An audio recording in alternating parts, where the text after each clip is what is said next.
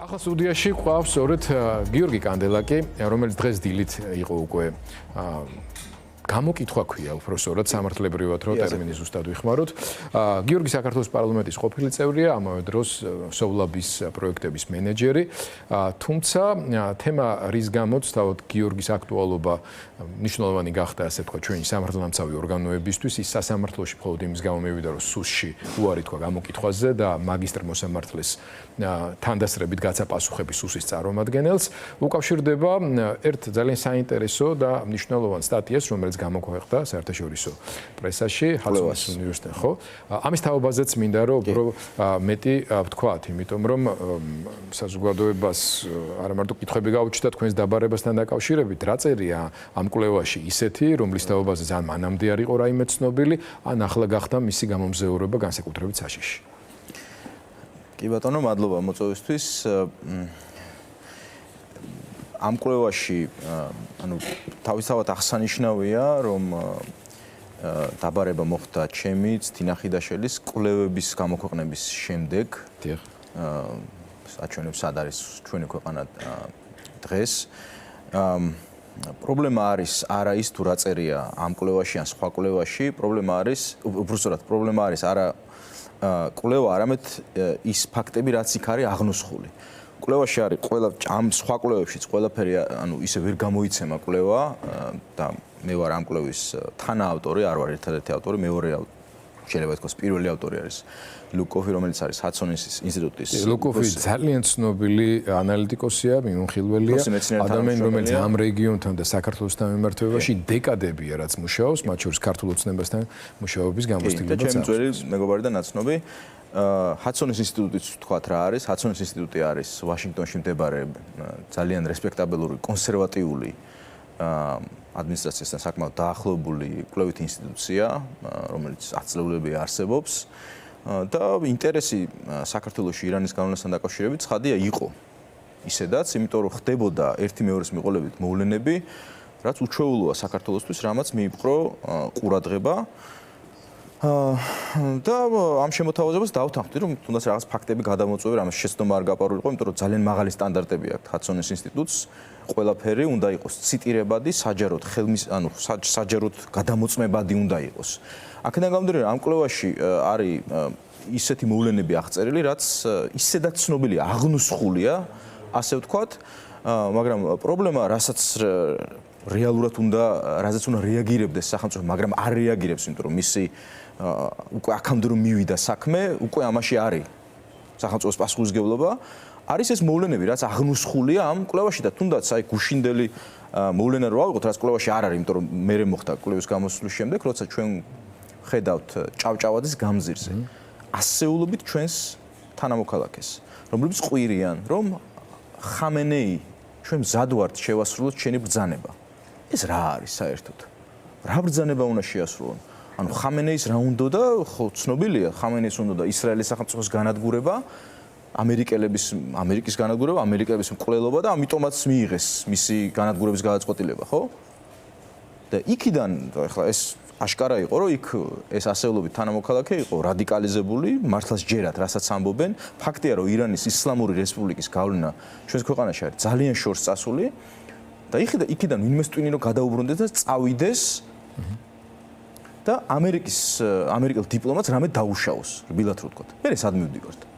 აი რა გარანტია გვაქვს, ანუ რამ ვინმე დაიბარეს, რამე მოხდა, რამე რეაგირება იყო ამაზე თუ არ იყო.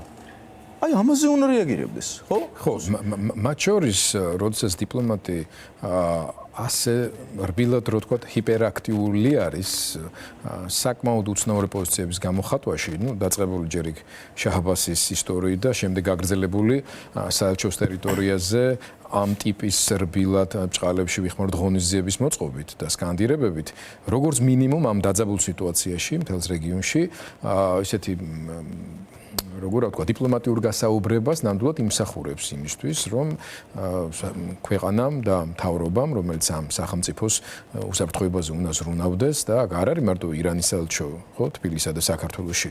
აქ იმ ქვეყნის საელჩოებიც არიან და იმ ქვეყნის მათ შორის მხარდამჭერები იმავე ირანის მხარდამჭერები სხვა შორის ახლა ამ ვიდეოს გამზადებენ და ვაჩვენებთ და თუ დააკვირდება მსმენელი და მაყურებელი მიხვდება რომ გარედან ისმის გაცილებით უფრო ხმამაღალი სკანდირება ირანელების, ანუ სხვა ირანელების.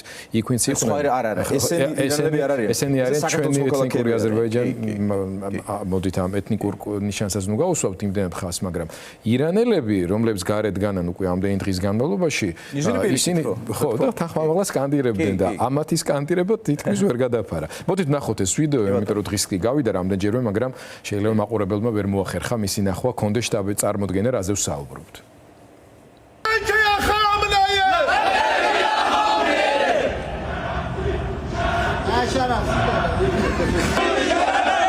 Gürcistan şerefti! Gürcistan şerefti! Gürcistan şerefti! Gürcistan şerefti! Gürcistan şerefti! Gürcistan şerefti! Lebbeyke ya Khamenei!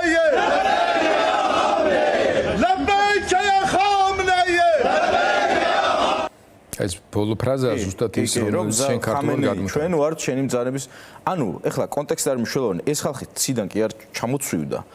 ანუ ჩვენ მივიღეთ მდგომარეობა საქართველოში, სადაც ჩვენი ქვეყნის მოქალაქეების უკვე როგორც ჩანს, დიდი რაოდენობა არის ჩაბმული აი ამ ქსელში, აი ამ სიგიჟეების სჯერა და ასევე ჩვენ მივიღეთ მდგომარეობა, როცა მაგალითად აგერ გუშინ წინ გამოქვეყნდა რადიოს არ არის ჩვენ კვლევაში რადიო თავისუფლების მასალა არის, სადაც იქ საუბარი არის რადიო თავისუფლების მასალაში, რომ აგერ საქართველოს მოქალაქე ამბობს ეთნიკური აზერბაიჯანელი, ეთნიკურობას ხას კი არ უსვავთ, უბრალოდ აღნიშნავთ, რომ რადგან შიიტური რელიგიური აღსარებლობის მოქალაქეები არიან ამ სეგმენტში, ასე ვთქვათ, თევზაობს ირანი. ხაზი უნდა გაესვას იმას, მათ შორის გიორგი სანიკიძემ, ცნობილმა აღმოსავლეთმცოდნემ, დღეს ხაზგასმით აღნიშნა ჩვენთან ეთერში ფორმულაზე, რომ ეს არის ირანული შიიზმი თანამედროვე ვერსია მისი, ანუ იქ ხო პოლიტიკური ისლამი, ხო, რაც მნიშვნელოვანია, რომ აქ არ არის ასე ვთქვათ ტრადიციული ისლამზე არ არის იმდენად ლაპარაკი, ეს არის პოლიტიკური ისლამი, რომელიც არის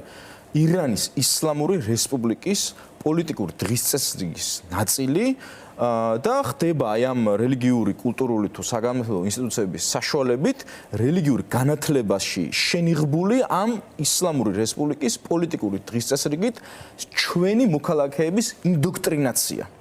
საიდან ვიცით რომ ინდოქტრინაცია ხდება? ვიცით რამდენიმე ძალიან ესე იგი უდავო და საჯარო ცნობილი გარემოებით. ერთი იქიდან ვიცით რომ ამ დაწესებულებებში, რომლებიც კი ადრეც არსებობდა საქართველოს ტერიტორიაზე, წლების შევარდნაძის დროსაც არსებობდა, მაგრამ რაც ასევე საჯაროდ არის გადამოწმებადი და საჯაროდ არის მედიებში თვალშისაცემი არის, ხო? რომ ბოლო წლების განმავლობაში ეს ინფრასტრუქტურა ძალიან გაიზარდა, ძალიან გათამამდა, ძალიან გაჯეჯილდა. და აი მაგალითად ამ მედრესეებში 4 მედრესე აქვთ მათ, იქ სასწავლო, საკლასო ოთახებშიც კი არის ირანის ისლამური რესპუბლიკის პოლიტიკური სიმბოლიკა. არის ირანის ისლამური რესპუბლიკის პოლიტიკური ხელმძღვანელების პორტრეტები. ანუ თუ ეს მხოლოდ თეოლოგიური და საგანმანათლებლო დაწესებულებებია, რისი საწინააღმდეგოც, რა თქმა უნდა, არავის არაფერი არ ეკნებოდა, ხო? ისლამური თეოლოგიის სწავლება მისაღებია. არ უნდა იყოს გაგებული ეს კრიტიკა, როგორც ისლამის რელიგიის, ასე ვთქვათ, საწინააღმდეგო არავითარ შემთხვევაში. მაგრამ როცა ხდება ამის გამოყენება ირანის ისლამური იდეოლოგიის, პოლიტიკური ისლამის ინდოქტრინაციისთვის, არის თუ არა ეს ხიფათის შემცველი საქართველოსთვის. რომელსაც აქვს თავისი გაცხადებული პოლიტიკური მიზნები, რომელთა შორისაც ისრაელის არაღიარება როგორც სახელმწიფოს განადგურება წარმოადგენს მიზანს, გაცხადებულ მიზანს. ისრაელის სახელმწიფოს ფიზიკური განადგურება დროაღარაფი ვთქვათ ამერიკის შეერთებული შტატები როგორც დიდი სატანა და დასავლეთთან ცივილიზაციური დაპირისპირების ამოცანა. ესე იგი ისრაელის განადგურება ფიზიკური და ასევე ამერიკისთვის მაქსიმალური ზიანის მიყენება, ამერიკელების მკვლელობები და ამ ტერორისტულ ორგანიზაციებს ყავთ მოკლული ასობით თუ ათასობით ამერიკელი არა.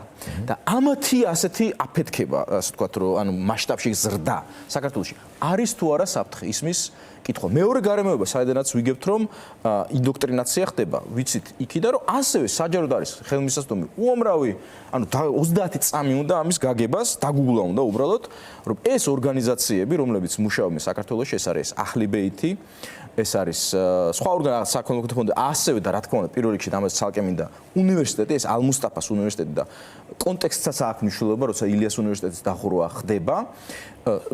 უამრავ წყაროში არის ცნობილი, რომ გამოიყენება ირანის ისლამური რესპუბლიკის, ასე ვთქვათ, იდეოლოგიური და პოლიტიკური დღისწესრიგის წინ წასაწევად და რა ქვია იმას, სხვადასხვა ქვეყნებში ადამიანების დასარეკრუტირებლად მათი ოპერაციების და მათ შორის ტერორიზმისთვის, ხო?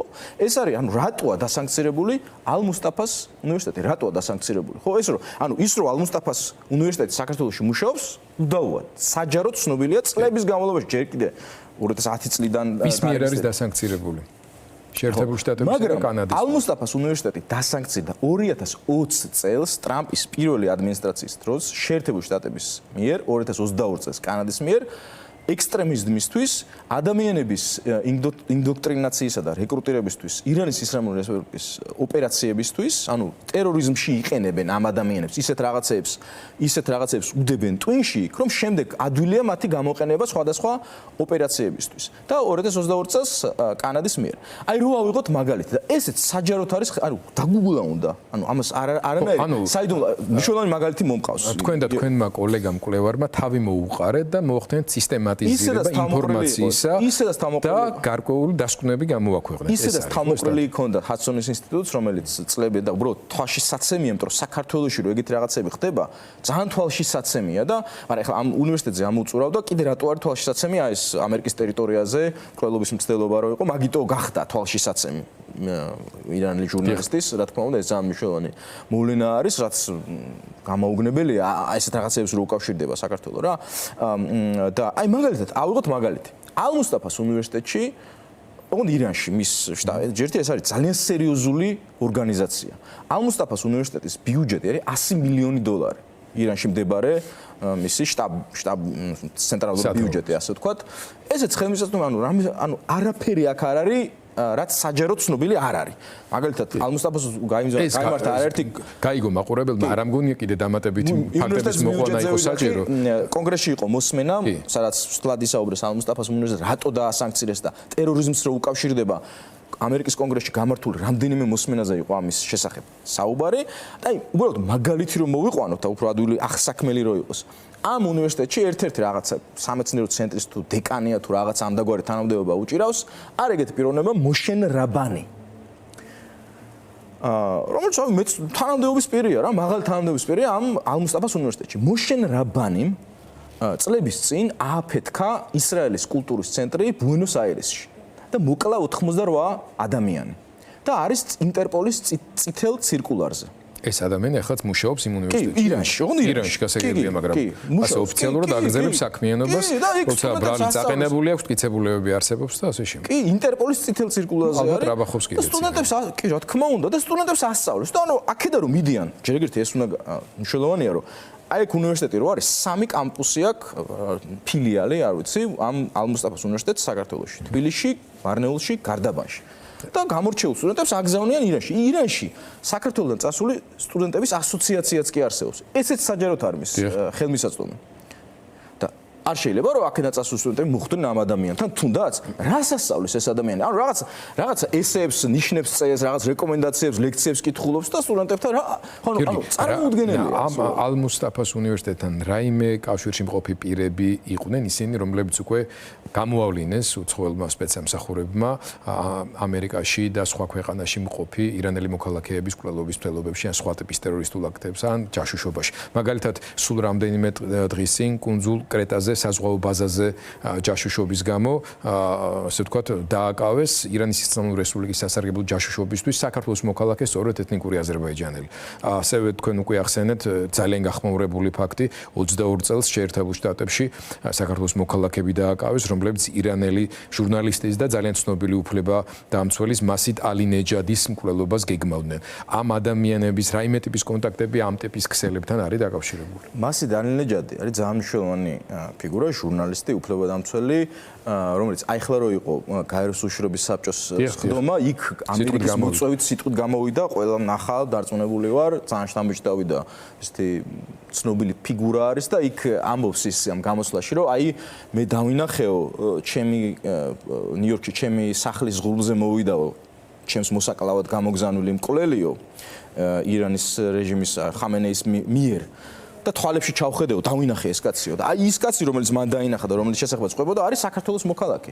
ეს კარგია, ჩვენ ეს საფრთხე არ არის, ამაზე არ უნდა იყოს რეაგირება და მე ჩვენ რო ვიგებთ მაგალითად, რომ ეხლა ის თქვენ აღნიშნეთ საბერძნეთში შემთხვევები, რომელიც ჩვენ კვლევაში არ არის, ჩემი დალუკის კვლევაში არ არის. ეს ახალი მომხდარია. მე მოხდა, გამოსული იყო და მე მოხდა, ადრე რომ მოხდარიყო, შევიტანეთ ალბათ, მაგრამ უნდა დროსთან დაკავშირებით მინდა მოგვიანებით კითხვა დაგისვა, რატო გამოქვეყნდა ახლა? ეჭვი მაქვს რომ გამოძიება ალბათ ეს შეკითხვაც დაგისვათ, ხო? კი, და მაგაზე ძალიან ადვილი პასუხია. და აი მაგალითად, ეს ალ-მუსტაფას უნივერსიტეტი შეიძლება გიორგი თავშულთან ერთად არის მოსული და ხმები შემოდის ასე რომ არაფერი განსაკუთრებული. გისმენთ გიორგი. აი მაგალითად იმართება ღონისძიებები ამ სხვადასხვა არა მხოლოდ უნივერსიტეტში. აი მაგალითად გაიმართა 2 წლის წინ, ესეც საჯაროდ არის ხელმისაწვდომი, 23 წელს გაიმართა ღონისძიება საჯარო ყასემ სოლეიმანის ხსოვნის განმადიდებელი წიგნის პრეზენტაცია აზერბაიჯანულ ენაზე საქართველოში. კი, მარნეულში. ყასემ სოლეიმანი იყო ამ ირანის ისლამური რევოლუციის გუშაქთა კორპუსის სარდალი, რომელსაც ძალიან ბევრი საგარეო ოპერაციების მეთაური. ამერიკის შეერთებულმა შტატებმა გადაწყვიტა, რომ ის გაინადგურებინა 2020 წელს თუ არ ვცდები. ტრამპის ბრძანებით. და საქართველოს ტერიტორიაზე რო იმართება ყასემ სოლეიმანის განმადიდებელი რაღაც კონფერენცია ღონისძიება და იქ ბავშვებიც არიან. არა, მსვლელობებია, სადაც ამათი პორტრეტები გამოდიან კაცის, არა ერთი შემთხვევა. სოლეიმანი მანდ არ იყო, მაგრამ ამას არ აქვს მნიშვნელობა. და იქ ფიგურები სხვადასხვა პროინანული სასულიერო პირები გამოდიან და ამბობენ, რომ ყასემ სოლეიმანი არის მისაბაძი საქართველოს ახალგაზრდობის, ჩვენ ვიმუშაოთ, რომ და არა მხოლოდ მუსლიმი ახალგაზრდობა, სხვებისთვისაც მისაბაძია მისი საქმეები. რა არის ყასემ სოლეიმანი რატოა ამერიკელების კვლევაშია მისაბაძი და იმ ახალგაზრდებიდან და ბავშვებიდან არასრულწლოვანებიც არიან იმ ფოტოებზე. ვიღაცას ტვიჩში რაღაც გადაუბრუნდეს და წავიდეს რაღაც გააკეთოს. ვინ არის ამაზე პასუხისმგებელი? იქ ვინმე გამოიძახეს გამოკითხვაზე? არამე რეაგირება იყო, ეს ღონისძიებები ტარდება, კიდე ტარდება. მაგალითად მეორე ღონისძიება, რომელიც ყველაფერი საჯაროდ არის ხელმისაწვდომი, დაგუგლა უნდა უბრალოდ არის ჰასან ნასრალას ისა ხსოვნის კონფერენცია. ვინ იყო ჰასან ნასრალა? ჰასან ნასრალა იყო ჰეზბოლას, რომელიც იყო ტერორისტული ორგანიზაცია, ლიდერი. რომელიც ასევე მისი განადგურების გარდა ქარიზმატული და ცნობილი ფიგურა. უცნობილესი. და ჰასან ნასრალას მაისურობით დადის ხალხი დარბის იმაში მარნეულში. ფუნჯალაშიც. არა მარტო მარნეულში. ანუ ეს რა არის საერთოდ? და ეხლა ისე უნივერსიტეტზე და აქ უნდა შევაჯამო. ეს უნდა განვიხილოთ დიდ კონტექსტში. მთლიანად ქვეყნის კონტექსტში უნდა განვიხილოთ აუცილებლად, იმიტომ რომ ანუ ეს არის პირველ რიგში ცუდი ზიანის მომტანი საქართველოსთვის, მაგრამ ამერიკისთვისაც, რა თქმა უნდა, იმიტომ რომ საქართველოს არის ამერიკის მეგობარი, ეს ქარტია მუშაობს თუ არ მუშაობს, ჩვენი ხალხი მიეჩვია ამ 30-ზე მეტი წლის განმავლობაში, რომ ამერიკა არის ჩვენი მთავარი პარტნიორი. ამერიკას ძალიან დიდი როლი აქვს საქართველოს გადარჩენაში, ამ წლების განმავლობაში, 90-იან წლებშიც, ადრეც შესრულებული. და ამ მეგობრობაში რანაირად ჯდება, რომ საქართველოს, ანუ ამერიკის მეგობრის ტერიტორიაზე ბუგინობენ ამერიკის მტრები და მაშასადამე საქართველოსთვის არც თუ ისე მეგობრულად განწყობილი ისინი და აქედან აგზავნიან ჩვენ მოქალაქეებს რაღაც ძალიან უცნაური საქმეების გასაკეთებლად. იქ სხვადასხვა რადიო თავისუფლების გუშინ წინ გამოქვეყნებულ მასალაში, რომელიც არ არის ჩვენ კვლევაში, ასევე კიდე მეორე кейსი არის, რომ იქ ერთი ადამიანი საქართველოს მოქალაქე ეთნიკური აზერბაიჯანი ამბობს, რომ აი მე როგორ ცდილობდა ჩემს რეკრუტირებასო ირანის ისლამური რესპუბლიკის ეს უშიშროებაო და მოვიდნენ ჩემთან ამ იმაზე ვიყავიო მომლოცველობი რო დადიან იქ და ყველაფერი იცოდნენ ჩემს და ვიფიქრეო საიდან იციან ჩემზეო და მე ვიფიქრეო რომ აი სასულიერო პირებმა უთხრესო. ანუ ესე გამოდის, რომ საქართველოში სასულიერო პირები მუსლიმი კონკრეტული გვარიც იყო იქ ნახსენები, ახლა აღარ მახსოვს ამ ადამიანის მიერ რადიო თავისუფლებასთან. ანუ ესენი ეუბნებიან ირანის უშიშროებას საქართველოს რომელი მოქალაქეები დაარეკრუტონ? და ამ სასულიერო დაიკითხა საერთოდ? თქვენ ხო დაკითხეს. დრო ამდენი აღარ გვაქვს გიორგი და მინდა რომ შეჯამების საშუალებაც მოხსენდა ამავე დროს უნივერსიტეტთან დაკავშირებით მინდა ვახსენო, კი.